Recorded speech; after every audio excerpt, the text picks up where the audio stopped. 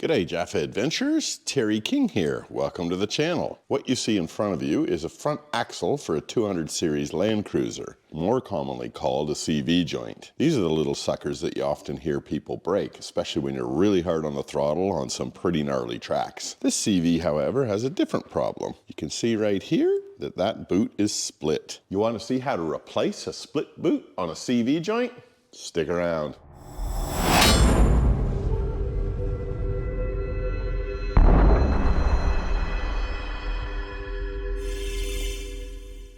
The first thing you got to do is you got to pull the CV joint out of your car. I've already done a complete video on how to swap out a CV shaft on your 200 series. That is one of close to 30 videos that sit in my 200 series maintenance playlist. Check that out if you want to pull your CV out. Once you've got it out, you got to determine whether it's even worth replacing that boot. What would make this not worthwhile? First of all, the age of your CV. If it's got big kilometers on it and it's a little bit sloppy, I probably wouldn't bother. I'd just replace the bloody thing. How do you determine whether it's sloppy?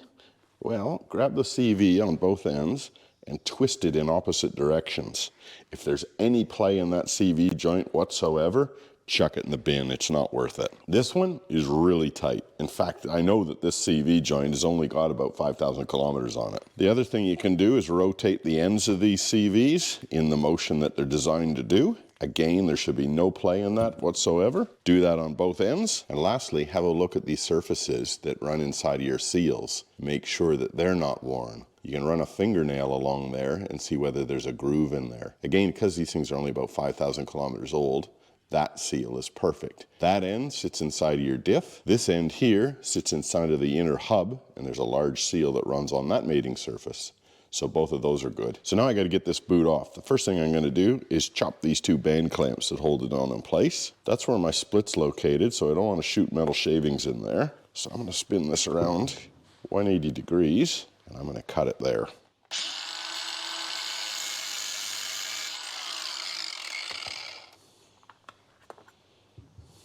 That's it. One time at band clamp, gone. Now this small clamp here, I'm going to split right where they crimp it.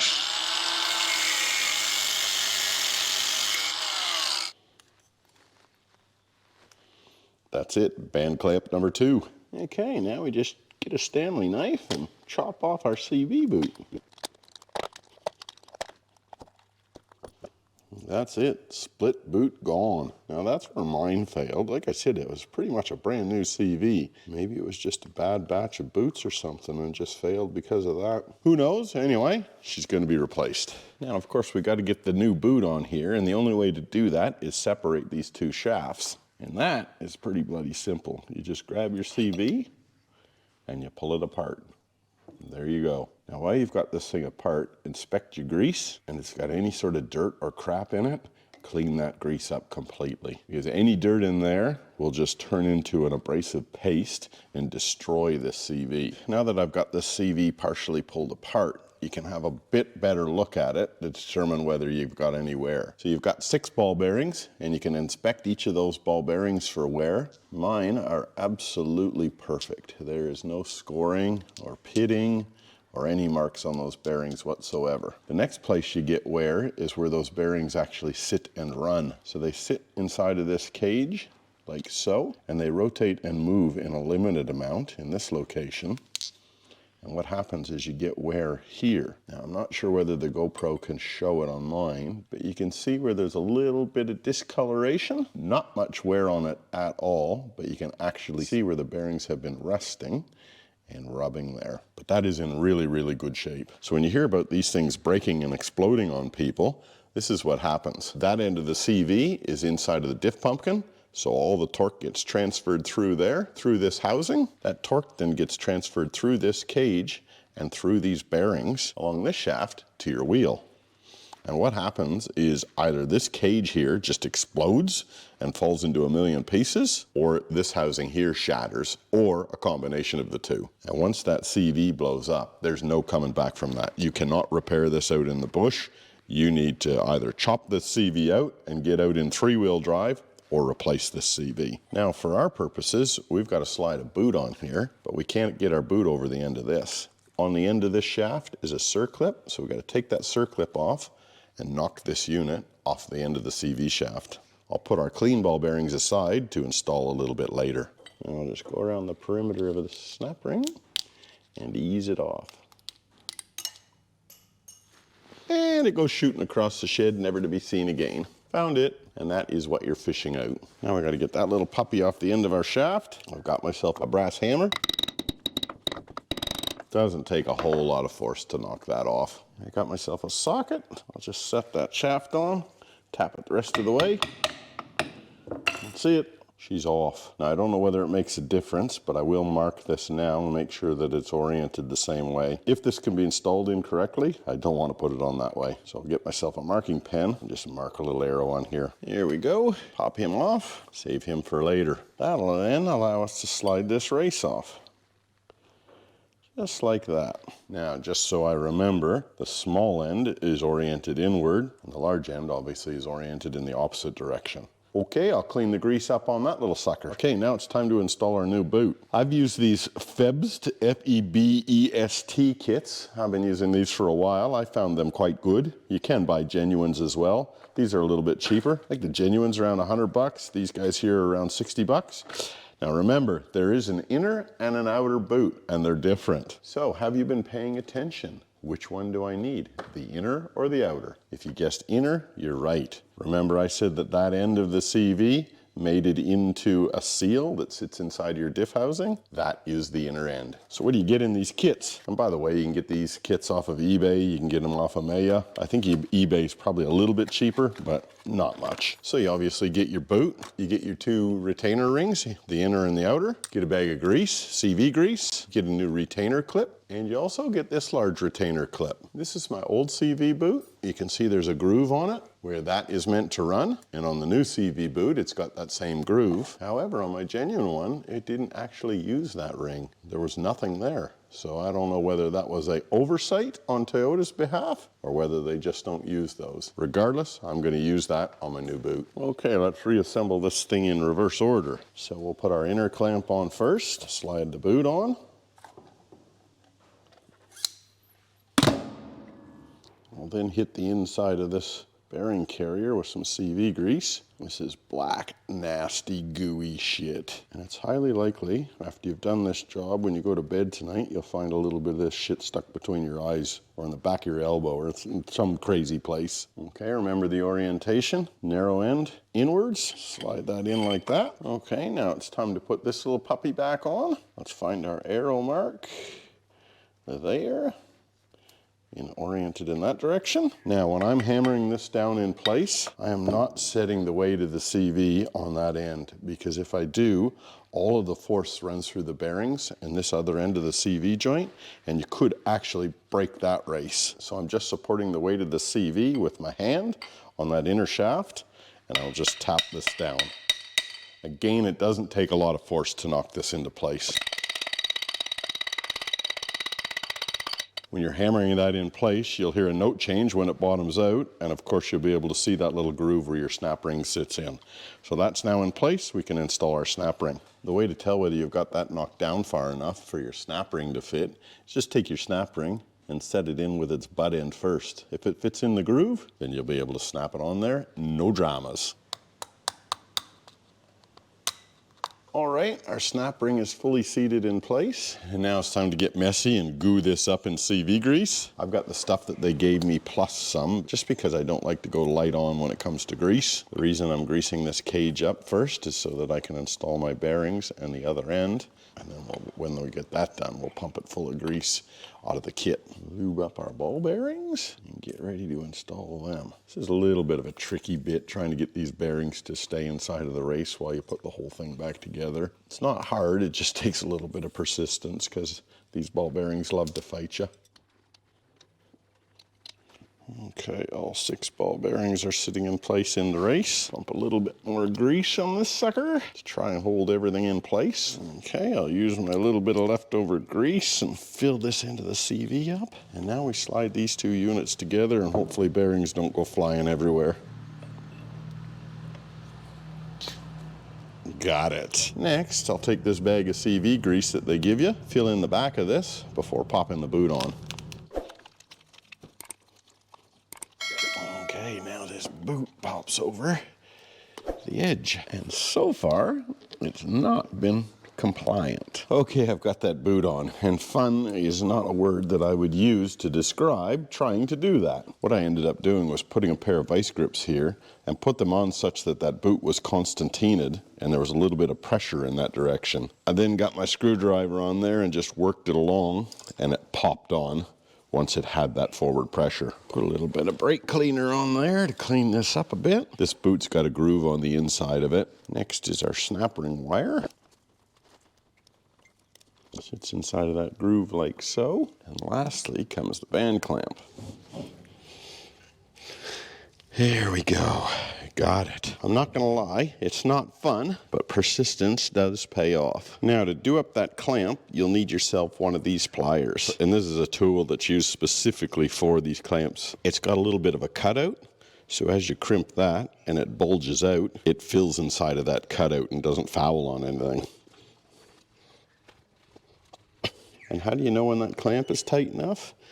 Well, if I can't spin it around the CV, that's pretty good. And you can see that the grease is getting squeezed out of this joint here now. And obviously you shouldn't be able to pull this off. That's pretty bloody tight. I'm gonna call that one a win. Now for this little end, it's the same thing. You just make sure that that boot is sitting in its little groove. So you shouldn't be able to push that in or pull that out if it's in the groove, which it is. Slide that little band clamp over, get your pliers, and crunch down on that.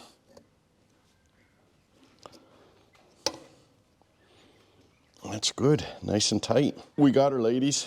Now what I've got here is another CV, but I'll use this for demonstration purposes. This is the inner, which we've just replaced on that other CV that I've got. Now here's a hot tip, and listen very carefully. If you need to replace both the inner and the outer boots, do that using this inner methodology, which I've already showed you. The reason for that is it's easy to split this CV shaft apart on the inner joint. So in that instance, split this CV like I just showed you in the video, pop your outer boot and your outer clamps on, then pop your inner boot and your inner clamps on, then put it back together and fit your boots. Now, if you're only replacing the outer boot, then you've got to deal with the shitty end, and there's no way around it. There's no free hall pass here. You got to deal with this end. So, like on our inner end, we've got that splined end here, and we've got that splined end here. And these two parts simply slide together, just like on the inner end. The difference with this end is that there's a retainer circlip here, and that retainer circlip sits on the inside of that gear. So when this is put together, it sort of sits in that location with that retainer on the inside. So to get the outer half apart, that's sitting there together like that. To get that outer half apart, you've got to put a brass drift here, and you've got to drive this section off of that section. You got a 50-50 chance of breaking that snap ring, which sits there, when you do that exercise. Sometimes I've got them off without snapping, and sometimes they snap. And it just must be the orientation or how they're sitting when you're driving that sucker off. So it's not easy. You got to wail on that with a reasonable amount of force to drive that end off, and you may end up breaking that. If you do end up breaking that, you don't get one of these little suckers in the boot kit. So you actually have to go out and buy one of those. They're not expensive. You can pick them up for like $5, but you won't be able to put your CV back together unless you got one of those. Now to get the balls out of this CV joint, just tap this little inner race around until the ball pops up proud like that, and out comes your ball. Now there's only 6 balls in here, so it's not a big job.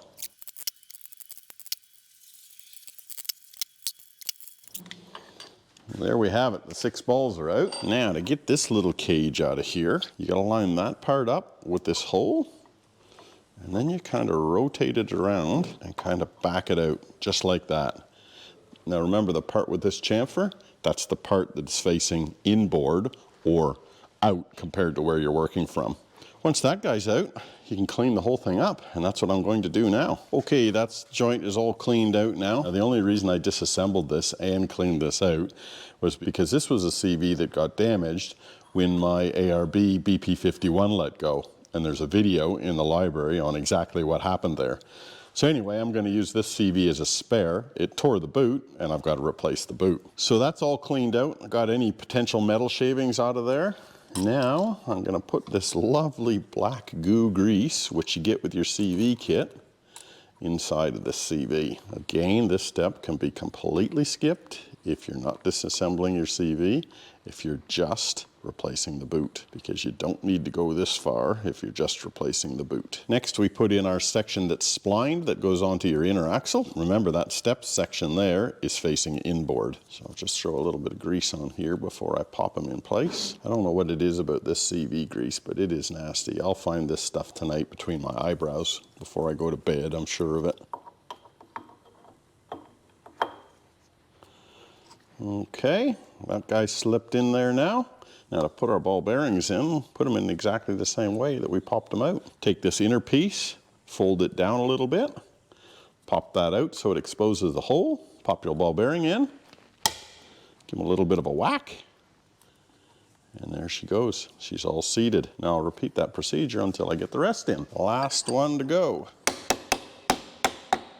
All the ball bearings are in place. I'll take the rest of my grease and fill the rest of this CV up. This is what that little circlip looks like that sits on the inside spline on the outer shaft. I'll just snap him in place with a screwdriver. Put the one end in the groove, run him around, stretch it out over the splines with the screwdriver. There we go. Now I'll glue up this spline to facilitate insertion. In particular, I'll make sure I get heaps on that circlip, because just like you've seen on my other videos, the diff end has a circlip like this as well. If that circlip is sitting proud and you try to marry those splines, it'll just bang up against that circlip and you'll have a bugger of a time getting it in. But if it's pushed down so that the open end is facing down, when you marry the splines together, it'll close that clip up and it'll allow that to slide in a heck of a lot easier. All right, our boot is on. We got one band clamp there, not tightened. We got our big band clamp, got our spline glued up. We got our circlip gap to the bottom. We've got our outer end of the CV shaft all glued up. Now we marry the two together. There she goes. You can see the spline slowly starting to slide into the other end of the gear. There it is, she's bottomed out. Wonderful. Okay, CV shaft is together. Now we got to slide our boot into position. Now I'll get a screwdriver and try and get my lip over there. There we go. That's the big end.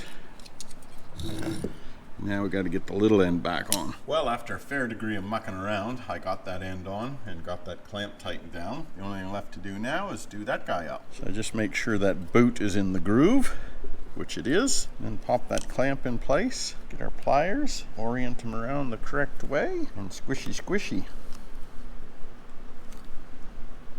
There we go, that boot's nice and tight. Now that CV is ready to be installed into the car, and I've got a complete video on how to do that. But in short, you need to jack the car up, remove the tire, take off the big ass 39mm spindle bolt, disconnect the lower control arm, tie up the brake and the spindle assembly up out of your road, remove the old CV, pop the new CV in, and bolt her all back together. So would I recommend changing out your CV boots or just simply buying a new CV? If your CV is new, it's definitely worth it. If your CV is a little bit old and tired and you're just replacing the boots so that you've got a spare CV, you know, I think I would probably chuck it in the bin and get a new one. They're not that dear when you get right down to it. The inner boot, dead easy to change out. The outer boot, absolute bitch. You make the call on whether you want to do it, but now you know how. Until next time, keep your shiny side up, everybody. Bye now.